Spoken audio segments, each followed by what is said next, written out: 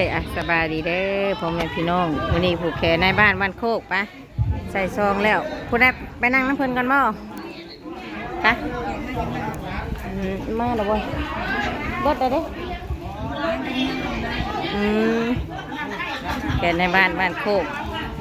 หาได้ใช้เจ้าสาวแต่ละคู่แล้วอ่ะเดี๋ยวเจ้าเบา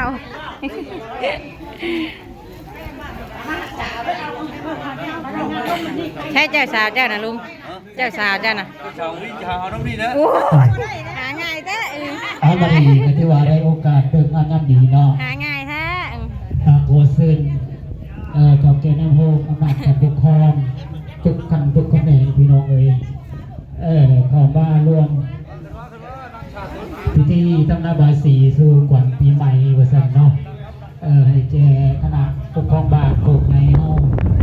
สำหรับวันนี้ตะวันได้เดินทุกบ้านทุกคนในกรอบในครัวเนาะในบ้านห้องนั้นเนาะมาต่อมาโฮมลมเนาะมันลมเนาะจุดเพื่อนได้บ่พร้อมด้วยพร้อมหน้าพร้อมตากันนี่พี่น้องเนาะทั้งคณะปกครอง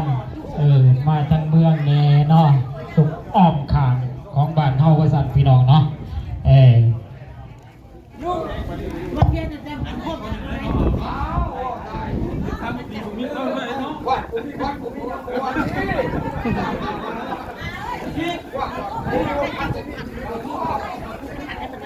เอาทูบมาใส่เอามีบ่ทูบนะมันจุดเทียนบ่อยู่ล็อกลมป่านนี้ตะกี้เพิ่นว่าฝ่ายยางบังเนาะแม่น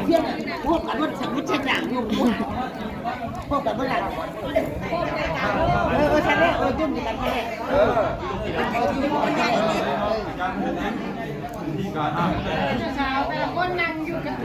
เจ้าสาวอยู่ลังอันนี้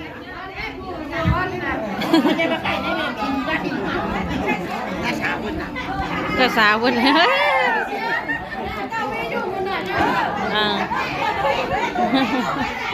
จักคู่1 2 3 4 5คู่ว่5คู่เนาะทุกคนหาคนเลยไปจัดนั่งเฮียงกันเพิ่นน่ะ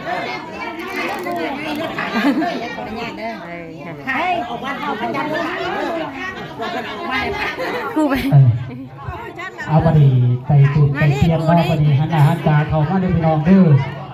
เข้ามารวมแต่เวลาพี่น้องได้เดินน้ำดีเดียว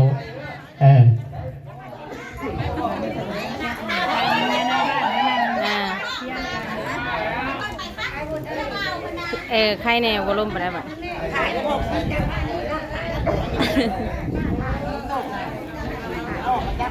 ของการพันแล้วก็เลยมีลมเลยเนาะพอดีเข้ามาจับปักขวัญเด้อเนาะมาวันนี้ก็ถือว่าได้เดินกันงามได้ย่ามันสอบมือประกอบย่ามดีเนาะพี่น้องวันนี้ก็ถือว่าเป็นมือวันอาทิตย์เนาะมืองามยามสอบมือประกอบวันงามได้มามีแก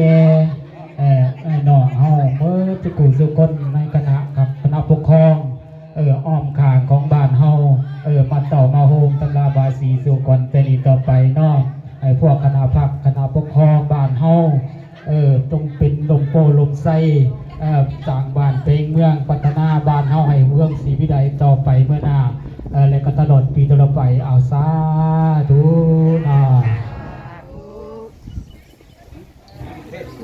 อัสสะตุนะโมตัสสะภะคะวะโตอะระหะโตสัมมาสัมพุทธัสสะนะโมตัสสะภะคะวะโตอะระหะโตสัมมาสัมพุทธัสสะนะโมตัสสะภะคะวะโตอะระหะโตสัมมาสัมพุทธัสสะนะโมตัสสะภะคะวะโตอะระหะโตสัมมาสัมพุทธัสสะ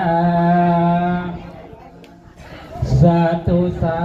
สัจเจกามิจาโรเปสิลิกาลตัตาริตตาริเกวิมานิติเปลเตจักามิจัตโลนาคาเน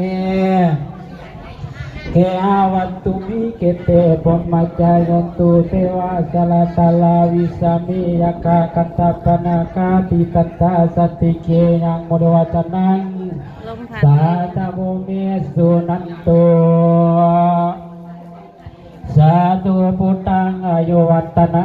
สีวิตังยาวานังกัสสามิ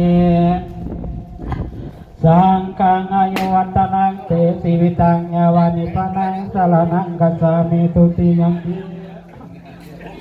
พุทธังอายุวัตนังติสีวิตังยาวานิพพานังสรณังกัจฉามิตุติยัมปิธัมมังอายุวัตนังเตสีวิตังยาวานิพพานังสรณังกัจฉามิตุติยัมปิสังฆังอายุวัตนังเตสีวิตังยาวานิพพานังสรณังกัจฉามิตติยัมปิพุทธังอายุวัตนังเตสีวิตังยาวานิพพานังสรณังกัจฉามิตติยัมปิธัมมังอายุวัตนังเตสีวิตังยาวานิพพานังสรณังกัจฉามิตติยัมปิสังฆังอายุวัตนังเตสีวิตังยาวานิพพานังสรณังกัจฉามิติปิโสภะคะวาอะระหังสัมมาสัมพุทโธวิสาจารณาสัมปันโนสุขโตโลกาวิทูอนุตตโลปุริสาธัมมาสารถิสัทธาเทวามนุสสนังกุโตภะคะวะติสวากขาโตภะคะวะตาธัมโมธัมมังนัมมัสสามิโสปฏิปันโนภะคะวะโตสาวกสังโฆสังฆังนามามิสาธุสาธุสีสีสิทธิพระพรพระวรเวนวิเศษอติเลกเตสุเสยตุภวังไสยมังคลาลิเลกเนกัสสวัสดีความสุขความสามัคคีความเมตตาไมตรีก็จงมีแก่ทานเล่นธรรมเครื่องทานจันทราทานพิตาทานต้องมาทานกำไสพร้อมครอบครัวให้อยู่สุขสำราญอย่าเท่ากับตกเท่าทั้งบรรยาทั้งบุตรีบุตรตาและลูกเต่าขอให้ไรเป็นเจ้าเป็นใหญ่ก็เปิดทั้งหลายขอให้เป็นเจ้านายผู้มีอำนาจตีตาทานกำไสทานต้องมากรบขึ้นให้ใหญ่สูงลงมาจอมกวนทานเครือบทานเล่นทานจิตาทานต้องมาทานคำใสทานจันทลาเข้าขึ้นให้ใหญ่สูงมาสวัสดิ์เข้าขึ้นให้ใหญ่กว้างมือดีแม่นาสีสีมือนี้แม่นามือดีสีสีมือนี้แม่มือมันให้เจ้ามาอยู่มันยิ่งกว่ากอดไปแอบให้เจ้ามาอยู่มันยิ่งกว่าแตกปลาจวงก็จะให้เจ้ามาอยู่มันยิ่งกว่าผู้กระลวงไก่ลาดให้เจ้ามาอยู่มันก่อนเลยก่อนเจ้าไปผูกผู้เป็นนาคอยมาสามือนี้วันนี้ก่อนเจ้าไปปลูกป่าเป็นไปคอยมาสามือนี้วันนี้ก่อนเจ้าไปปลูกหัวตั้งใจเขียวอ่อนคอยมาสามือนี้วันนี้ก่อนเจ้าไปปลูกมันนอนเป็นเครือก็ให้มาสามือนี้วันนี้ก่อนเจ้าไปปลูกมะเขือเป็นดอกก็ให้มาสามือนี้วันนี้ก่อนเจ้าไปยอมเป็น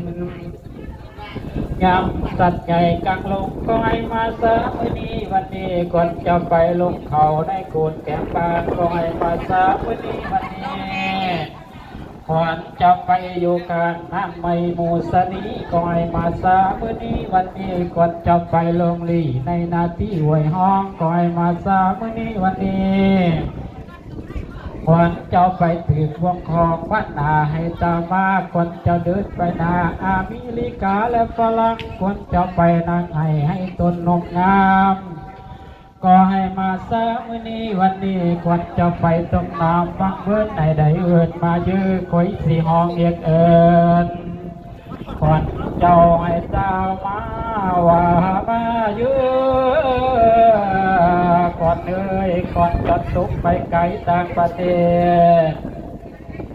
ก็ให้มาสามือนี้วันนี้ก่อนจะตุกไปต่างเขตเมืองออและเมืองกวนก็ให้มาสามือนี้วันนี้ก่อนจะเป็นตัวกาเมืองเมืองแปดประเทศก็ให้มาสามือนี้วันนี้ก่อนจะตุกไปต่างประเทศเขตเมืองไทยก็ให้มาสามือนี้วันนี้ก่อนจะตกไปไกลเมืองดาเวกก็ให้มาสามือนี้วันนี้ก่อนจะตกไปเมืองแขกและจันนี้ก็ให้มาสามือนี้วันนี้ ว่าจนตกไปเมืองเกาหลีและญี่ปุ่นก็ให้มาสาวันนี้คนจะไปญี่ปุ่นก็ให้มาสาวันนี้คนจะไปเมืองบนแต่เมืองฟ้าก็ให้มาสาวันนี้คนจะตกไปเที่ยวมักกะมาและอินเดียก็ให้มาสาวันนี้คนจะตกไปกับผู้เจียและใส่งอนก็ให้มาสาวันนี้คนจะไปปูไปหอดตังไก่ก็ให้มาสาวันนี้คนจะไปอยู่ไปเฮียบเตือก็ให้มาสาวันนี้คนจะไปอยู่เกือบน้ำป่าก็ให้มาสาวันนี้ก่อนเจ้าตกไปน้ำนาข้าคุณนาก็ให้มาสาวันนี้คนจะไปอยู่ปากควยและลำเสียก่อนเจ้าไปอยู่น้ำทะเลยายาคนจะไปอยู่น้ำนานลานพี่หลวงก็ให้มาก่อนสยตุภวังสยามังกละสยามหามงคลจัตตโลธรรมาวันตันติอายุวันโนสุขังปาลังสาธุสาธุสาธุเนาะบัดนี้กติว่าการตั้ง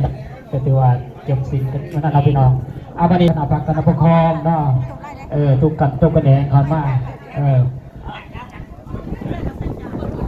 มาผูกแขนนะเตรียมถ่ายผูกแขนในบ้านผูกกันอยู่บ่น้องเงินใช่แล้วบ่ฮะในบ้านใหม่5เอามาอีกขายฮะก็ได้3 4ได้ขายเอาลูกมาดิ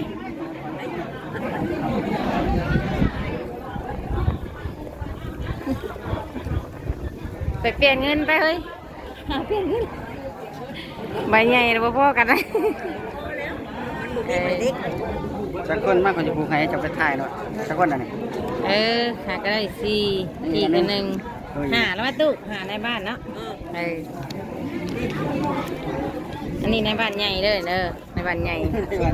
ในบ้านใหญ่เด้อนี่นะแบ่งใหญ่ก็ต้องผูกในบ้านใหญ่ดิแบ่งใหญ่ก็ผูกในบ้านใหญ่แบ่งน้อยผูกในบ้านน้อยผูกห้องพี่น้องแม่รุดไปแน่ให้เพิ่นไปผูกให้เด้อไปเลย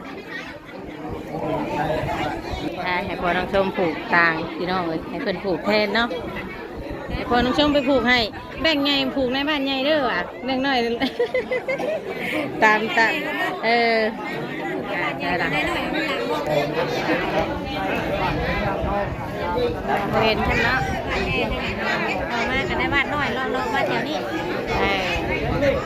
โดดตู้เด้อไปต้องตีเก่าได้บ้านมาแล้วให้โอเคเบิ้ลบ่เฮ้ยมาเดี๋ยวเอ้ยเบิ้ลละบ่นี่เห็ดใหม่เนี่ยเห็ดใหม่เด้อไผ่น่ะเบิ้ลแล้วคือบ่ท่านได้ผูกไผ่กับเบิ้ลล่ะ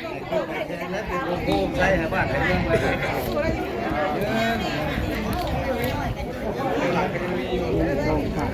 ใช่น่ะย่อไก่ฮูละโตเลยบ่น่ะให้ไก่มันเยอะตัวให้ตัวมันเยอะเราเห็นพี่น้อง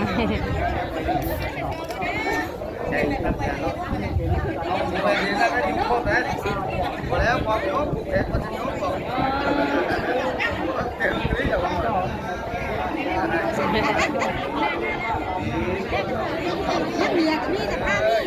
เม่นนะใส่พบกันเก่าแล้วก็บ่อยากได้ติอยากได้แต่คนนั้นนี่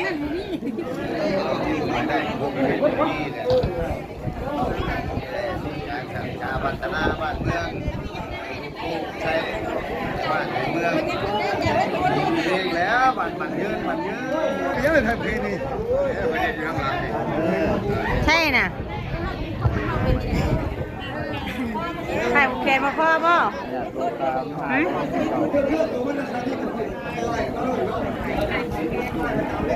พี่มาพี่เอ้ยมาทางนี้เลย ยืดออกมาแขนน่ะสิเนาะยืดออกนี่แล้วเอ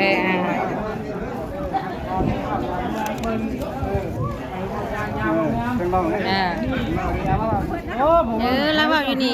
ผูกเอามาไก่ตัวใหญ่ดีบ่ไปพี่น้องเบิดได้เลยไปอุ้ย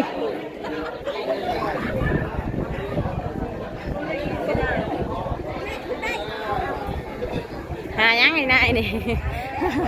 หาวะได้มาหาเงินปลูกเกณฑ์ได้เลยปลูกเลยอากาศเย็นแล้วให้เพื่อนปลูกให้พอต้องเชื่อเข้าก็ได้แขกเบิดแล้วบ่น่ะทางเมืองมาได้จ้ะแม่งโบราณไปได้เชิญหลายขึ้นมาหน่อยได้จ้ะมื้อนั้นขึ้นมาบักหลายนะโอ้แขกคนย่านกล้องยังน่ะย่านกล้อง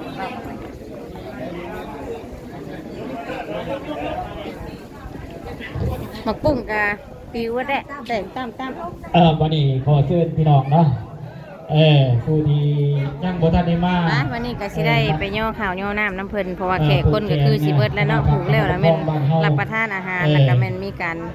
มวนซื่นเนาะพี่น้องเนาะโดยก็ขอเพิ่นทุกในบ้านทุกคนทุกทานเพิ่นอยู่ดีมีแรงเนาะเป็นโฮมโพโฮมใจให้ทั้งลูกทั้งหลานทางบ้านทางเมืองเนาะเป็นว่าง่ายๆก็คือเสาหลักเนาะเป็นพ่อของลูกบ้านสร้างสรรค์พัฒนาอันนี้การโครงการนี่ก็ในบ้านใหม่เลยเป็นรักษาแต่ว่าท่านได้แล้วเนาะคอยเป็นคอยไปนะสำหรับคลิปนี้ก็จะได้จบก่อนเด้อพ่อแม่พี่น้องเอ้ยผมขอขอบคุณพ่อแม่พี่น้องที่เข้ามาหาชมหลายๆเป็นกำลังใจให้ทางในบ้านโคกโอ้ยขอบใจหลายๆโดยสาวบุญตาเก่าคำว่าสบายดี